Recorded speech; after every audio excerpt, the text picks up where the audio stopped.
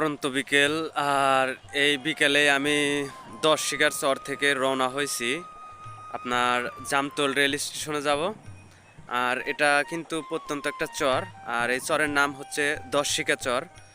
তো আপনার পিছন ক্যামেরা আমি দেখাই।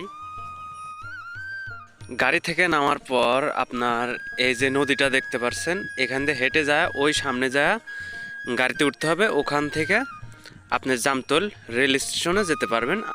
একটা ব্রিজ ছিল, সে ব্রিজটাও ভেঙে গেছে, কারণ সব সময় পানি চলাচল করে। যখন বর্ষা আসে তখন এই পানির কারণে মানে ড্যাম এসে সবগুলো ভেঙে গেছে ব্রিজগুলো।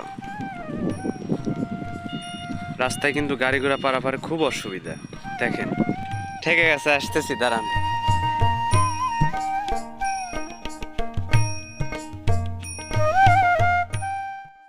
এই ভাঙা রাস্তায় মাটি ফালানোর কারণে কিন্তু গাড়ি ঘোড়া আরো চলতে পারতেছে না, আরো অসুবিধা হচ্ছে লোকজনের।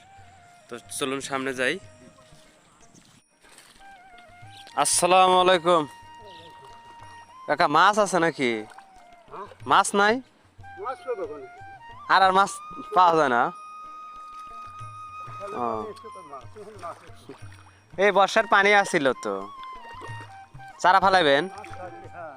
ও আচ্ছা কাকা, আচ্ছা।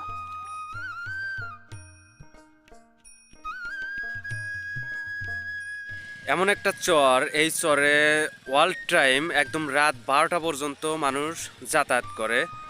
আর বর্ষা আসার কারণে কিন্তু অনেক মানুষেরই অসুবিধা হয়। আর এখানে একটা ব্রিজ হওয়া খুবই জরুরি।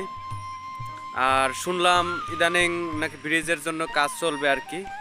তো দেখা যাক, যদি ব্রিজ কোনো দিন হয় তাহলে সেদিন আমি আসব, এসে আপনাদেরকে সেই ব্রিজের ভিডিওটা দেখাবো। তো আমি এখন দাঁড়িয়ে ঠিক একদম 10 শিকা চরের মাঝখানে যে যাতায়াত ব্যবস্থার রাস্তাটা, সেখানে দাঁড়িয়ে আছি। তো আমি আপনাদেরকে দেখাই লোকজনের কত সমাগম, মানে অল টাইম লোকজন যাতায়াত করে এখানে।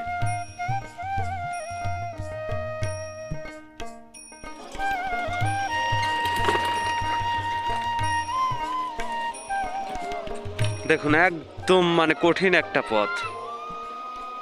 আজান হচ্ছে, কথা না বলি। শৈশবের একটা স্মৃতি দেখতে পেলাম এই ছোট ভাই।